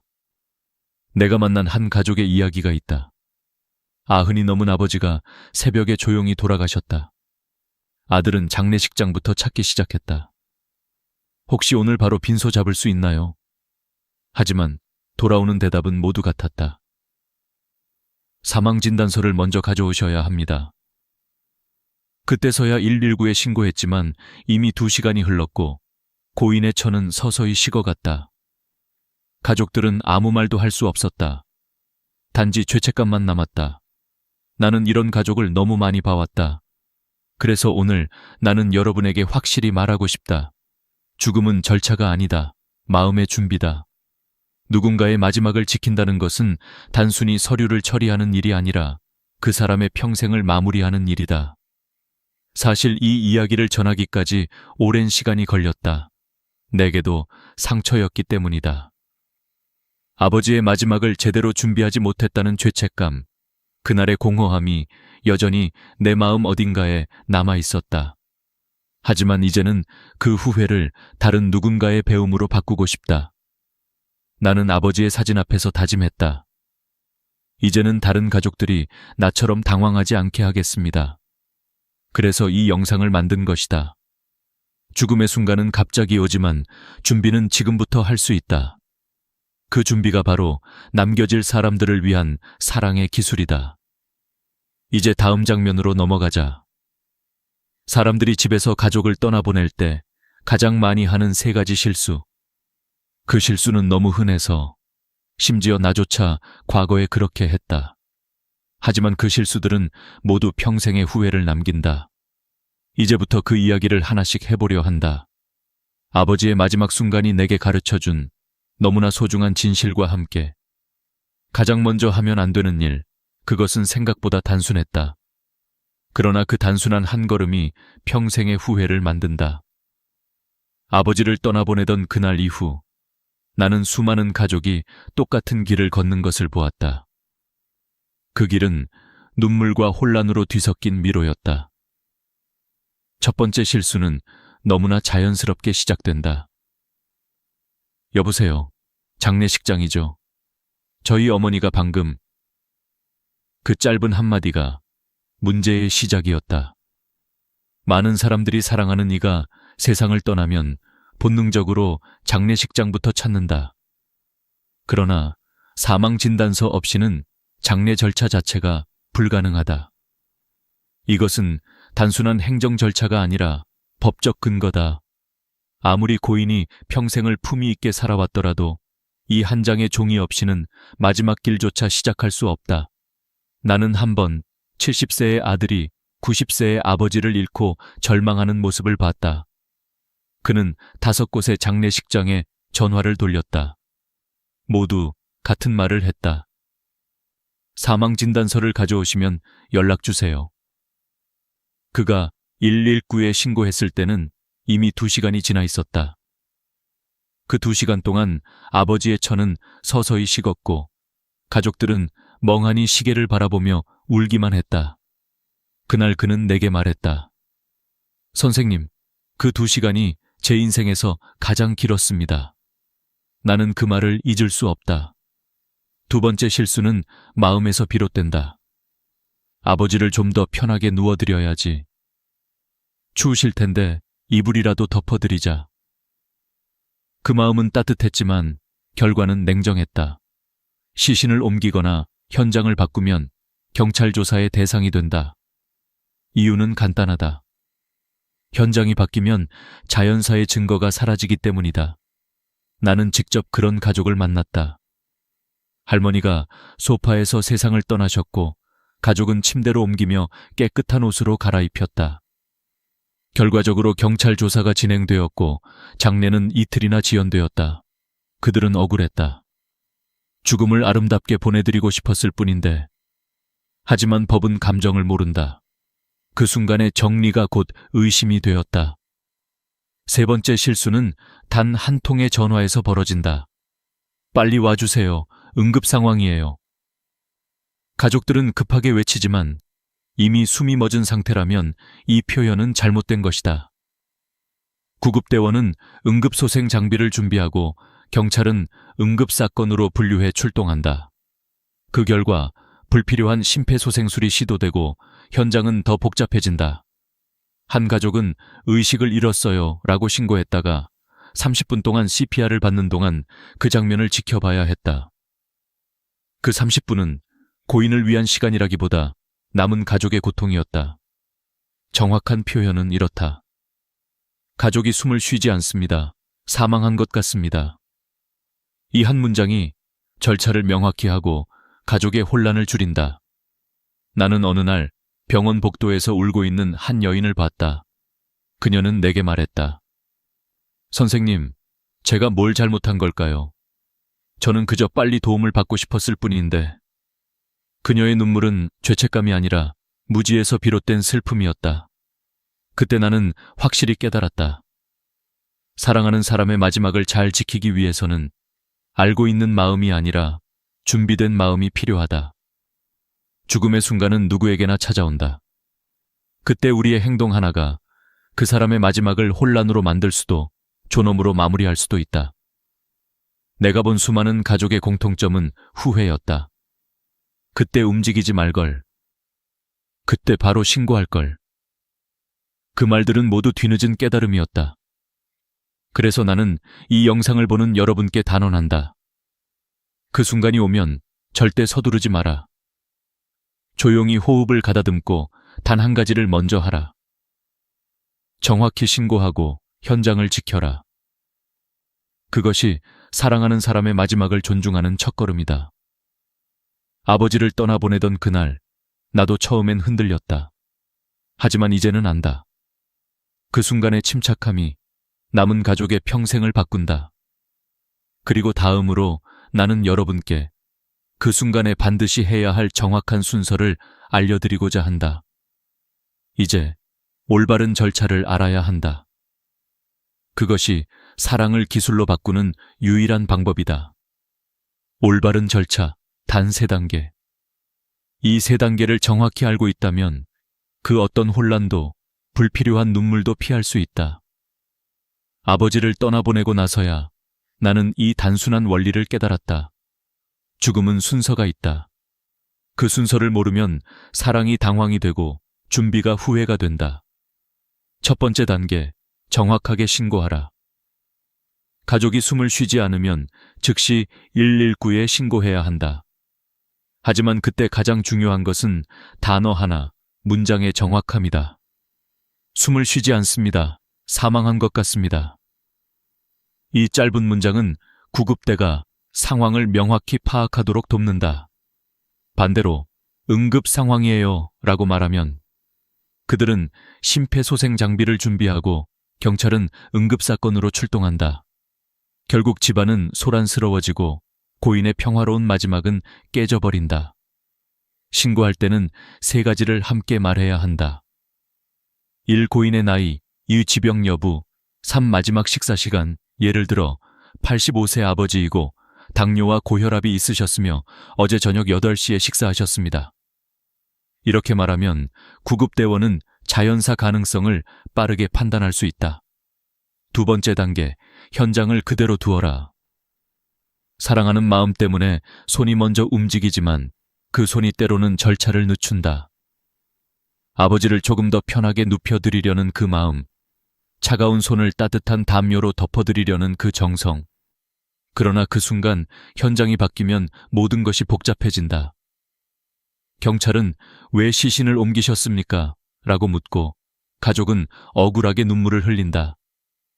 죽음을 아름답게 보내드리고 싶다는 마음이 의심으로 바뀌는 건 너무도 잔인한 일이다. 그래서 반드시 의료진의 확인 전까지는 현장을 유지해야 한다. 그게 냉정해 보이더라도 그것이 고인을 지키는 최선의 예의다. 세 번째 단계, 병원에서 사망진단서를 발급받아라. 이 문서가 있어야 장례식장, 화장장, 보험사 등 모든 기관이 공식적으로 인정한다. 응급실 의사가 발급하며 수수료는 병원마다 다르지만 대개 10,000원에서 30,000원 사이이다. 이때 꼭 기억해야 할 점은 원본 3부 이상을 받아야 한다는 것이다. 복사본은 인정되지 않는다. 장례 절차, 화장 신청, 보험 처리 등 각각 원본이 필요하기 때문이다. 한 가족은 원본을 한 장만 받아두었다가 다시 병원으로 돌아와 3시간 동안 대기해야 했다. 그 3시간 동안 그들은 슬픔이 아닌 행정에 갇혀 있었다. 나는 환자 가족들에게 항상 이렇게 말한다. 죽음의 순간에는 침착함이 사랑입니다. 절차를 정확히 밟는 것은 단지 행정이 아니라 마지막 존중의 표현이다. 여기서 한 가지 더, 시간을 관리하라. 병원에서 사망진단서를 받는데 걸리는 시간은 평균 월 2시간이다. 하지만 토요일 저녁이나 일요일에는 담당 의사가 없어서 4시간 이상 걸리는 경우가 많다. 미리 주치의 병원 정보를 정리해두면 훨씬 빠르다. 작년 한 가족은 밤 11시에 병원에 도착했는데 담당 의사가 출근할 때까지 기다리느라 새벽 3시에야 모든 절차를 마쳤다. 그 4시간은 길었고 가족의 눈물은 말라버렸다. 절차가 끝나면 장례식장과 화장장 일정을 동시에 예약해야 한다. 서울 지역은 주말이면 대부분 만석이다. 화장은 평균 3, 4일 대기해야 한다. 그래서 준비된 가족은 3시간 만에 모든 것을 마치지만 준비하지 못한 가족은 8시간, 어떤 경우는 하루 종일 걸린다. 이 모든 차이는 어디서 비롯될까?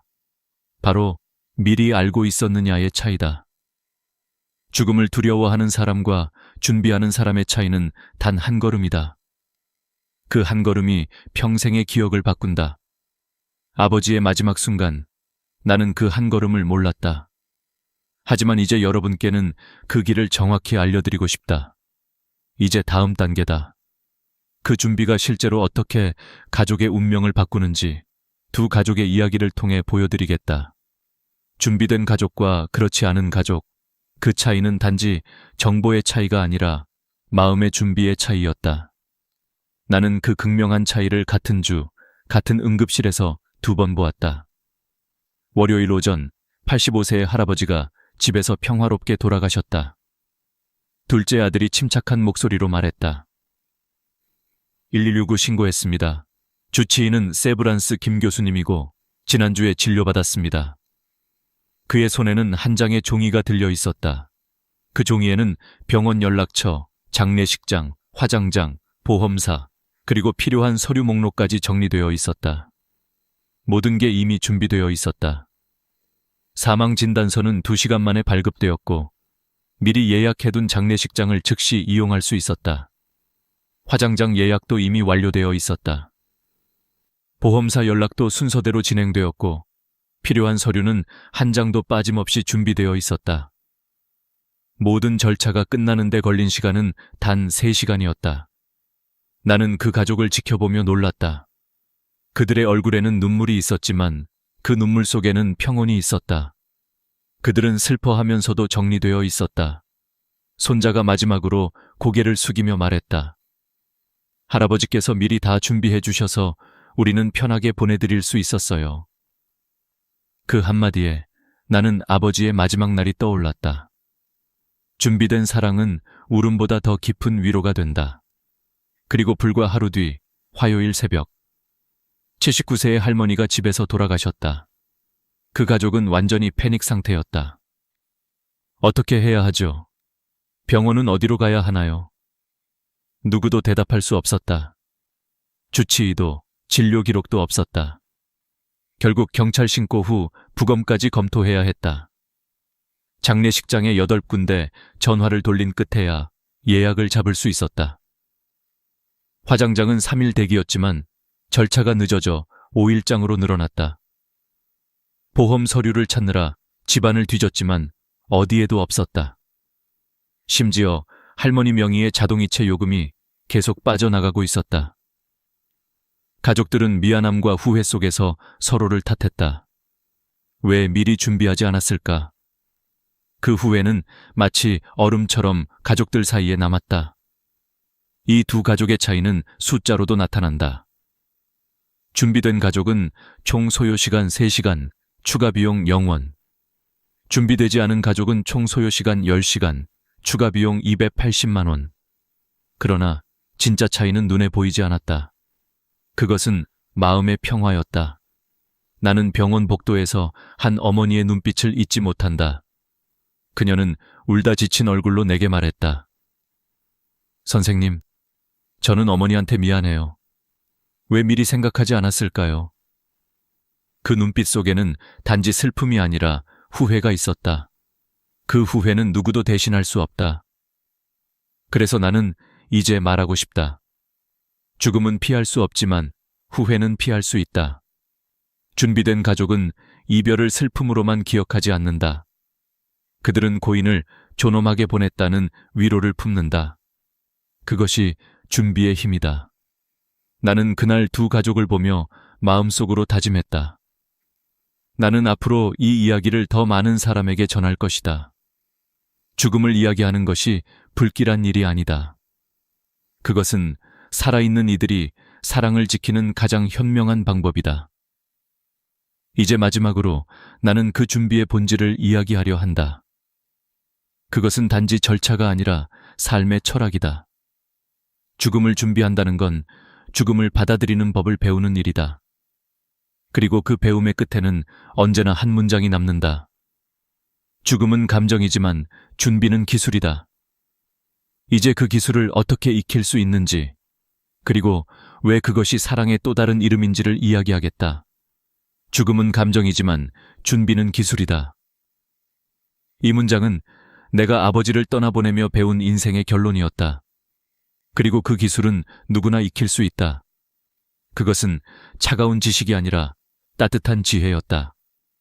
죽음은 언제, 어디서나 찾아올 수 있다. 그러나 준비는 언제나 지금부터 시작할 수 있다. 나는 그날 이후 아버지의 사진 앞에 앉아 한 장의 종이를 꺼냈다. 그 종이는 단순했다. 체크리스트라는 제목 아래 5줄이 적혀 있었다. 그 5줄이 인생을 바꾼다. 첫 번째, 의료 연락처를 정리하라. 가장 최근 진료받은 병원, 담당 의사, 전화번호를 메모해두는 것이다. 만약 정기적인 병원이 없다면 가까운 종합병원이라도 미리 적어두어야 한다. 복용 중인 약 리스트도 함께 준비하라. 혈압약, 당뇨약 같은 약물은 사망 원인을 추정하는데 중요한 단서가 된다. 한 가족은 10년 전 수술받은 병원만 알고 있어서 사망 진단서 발급에 어려움을 겪었다. 결국 부검을 통해서야 진단서를 받을 수 있었다. 단 한 줄의 정보가 하루의 시간을 바꾸고 가족의 마음을 지켜준다. 두 번째, 장례 희망사항을 미리 정하라. 장례식장 두 곳의 주소와 전화번호, 화장 또는 매장 여부, 종교적 절차를 명시해두라. 요즘은 화장을 선호하지만 예약이 어렵다. 서울 추모공원은 평상시에도 사흘 명절 전후에는 일주일까지 기다려야 한다. 장기 기증이나 연명치료 중단 의사도 가족과 미리 나누어야 한다. 한 어르신은 내 장기로 다른 사람을 살릴 수 있다면 기꺼이 하겠다고 했지만 가족이 몰라서 기증 기회를 놓쳤다. 이런 대화는 불편하지만 가장 따뜻한 사랑의 형태다. 세 번째, 필수 서류의 위치를 정리하라. 가족관계 증명서, 주민등록등본, 보험증권, 통장, 인감도장, 이 모든 것이 어디에 있는지 종이에 적어두라. 특히 보험 서류는 중요하다. 어떤 보험에 가입했는지 모르면 보험금을 청구하지 못한다. 어떤 가족은 어머니가 돌아가신 후 서랍을 정리하다가 20년 된 보험증권을 발견했고 그 덕분에 3천만 원을 받을 수 있었다. 그 돈은 장례비가 아니라 마지막으로 고인이 남긴 마음의 선물이었다. 네 번째, 자동이체 내역을 공유하라.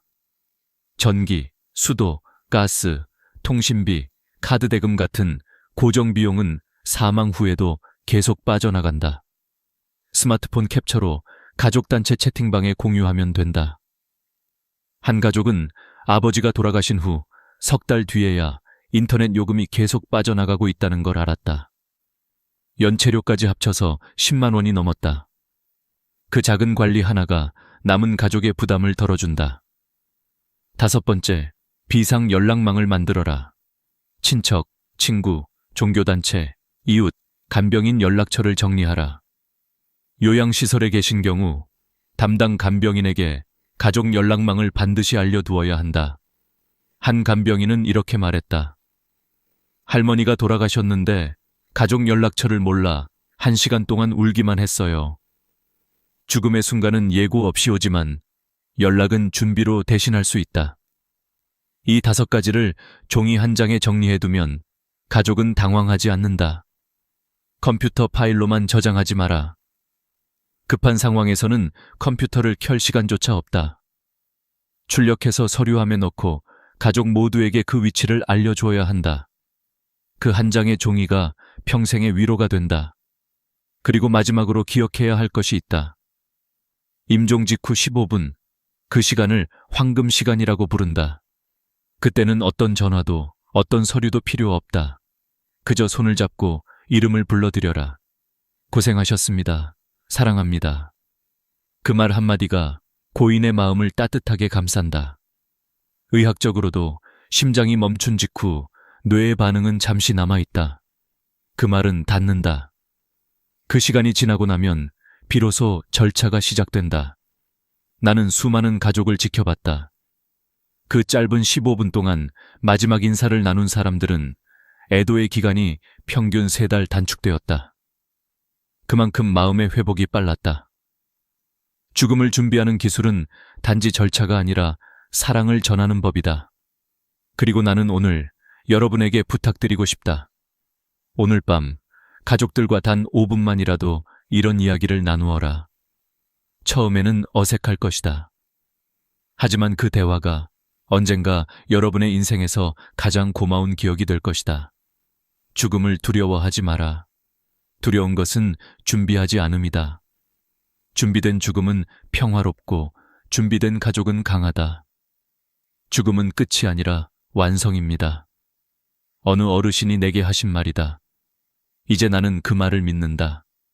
우리의 삶이 사랑으로 완성되듯 죽음 또한 준비로 완성된다. 당신이 사랑하는 사람을 위해 오늘 그 한 장의 종이를 써보라. 그것이 인생의 마지막을 존엄하게 만드는 시작이다.